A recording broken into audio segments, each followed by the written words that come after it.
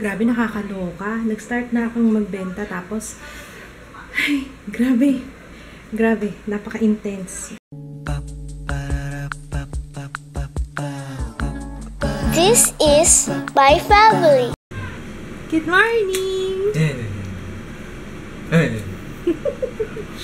Dito lang tayo. Dito tayo kay Papa. Alas si Papa eh. Nakakatawa siya sa vlog kahagabi. Nagano talaga siya. Nag-kiss siya sa akin. Ngayon lang nakalimutan niya naman niya yun. Ayan yung mga... Ito lahat yung ipi-pre-love sale ko. Yun ang gagawin ko ngayon. Kasi, as usual, kailangan mag-declutter. Magbawas-bawas. Para magamit ng iba. Kasi hindi ko rin naman lahat nagagamit. Sayang. Nangihinayang ako. Alam kong hindi kayo nakikinig sa akin. Kundi kay Ju kayo naka-focus.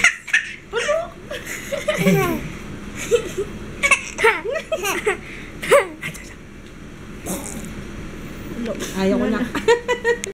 So, Ju, ano nangyayari dyan? Pumasok na siya dun sa loob.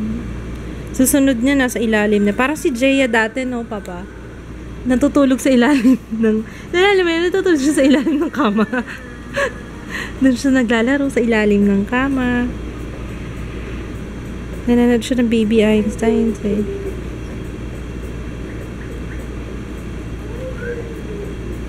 Cute-cute mo pag nanonood. Ang cute nito pag nanonood.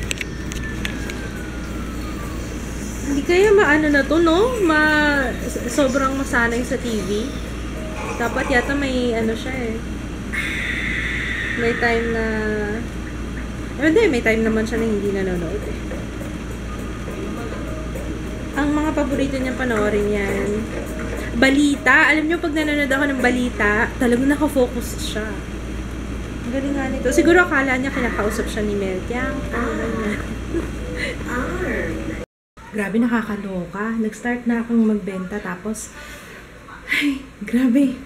Grabe, napaka-intense. Parang minute to minute nga eh. Hindi nga minute eh. Second lang, grabe. Kapag ba nagbenta ako ng, kunwari, sa bazaar na lang, no, mas marami, anyway, parang mas mabilis kasi mas madali para sa akin kasi online eh. Kasi hindi naman ako pwedeng, nag-aalaga ako ng bata eh. Kaya, yun. Wish ko lang ha, kasi magbablock talaga ako ng mga nagmamine na hindi naman nagme-message sa akin. Grabe. Grabe talaga. Sa Instagram ako nag-pre-love sale sa Includes Pre-love. Break time muna. Kain muna tayo. At ako gutom na. Grabe, nakakaloka. Alas 9 na pala. Hindi ko namalayan yung oras. Ano ba yan?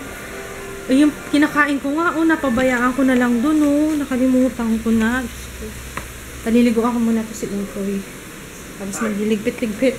Sorry everyone. Grabe yung bahay namin. Pag busy ako. Gulo-gulo. Busy rin sila. Ayan na si Jaya, busy. Hindi, tinulungan ako yan. Siya yung naglilista. Kasi di ba nag-aalaga ako kay Ju. Si Ju kasi makulit eh. Ay, hindi pala siya makulit. Malikot. Kaya, mihinto ako sa yung pakikipag-usap dun sa mga buyers. Hi! Clean up mo na. Tapos maliligo ka na. Para may space tayo dito. Clean up. Tingnan niyo yung ginagawa nitong batang to. Ano ka ba? Ano ba yan, Ju? Ito. Ang batang ito. Kumukulit na. Cute mo?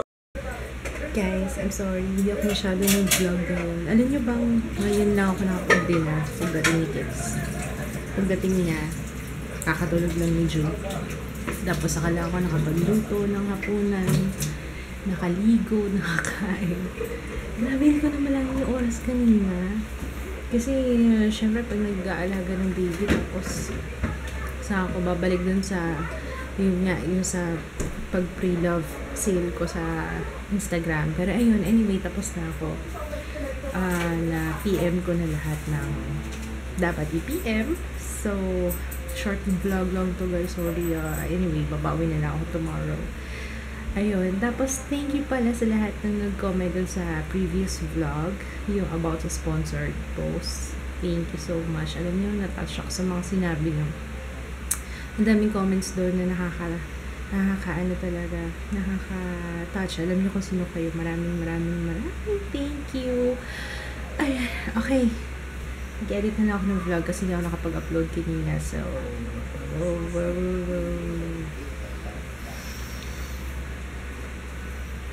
ang ginawa mo sa likod ko. Okay, good night. See you tomorrow. Bye. Night, love. Naantok na rin ko. Ayos na yan. Ito na lang. Ay, hindi. Ito. Tapos na rin pala to. Yan. Ano na lang. Papalit na lang ako ng bedsheet kasi laundry day. Hindi kami pwedeng pag napapansin ko nang napupuno yung cabinet, kailangan ng bawasan talaga kasi masikip ang tuwi. Kaya every ilang months, kailangan talaga nagbabawas ako ng gamit. Kahit yung mga books, ganyan. Makeup. Hindi ako pwedeng mag-hoard kahit gusto mo man.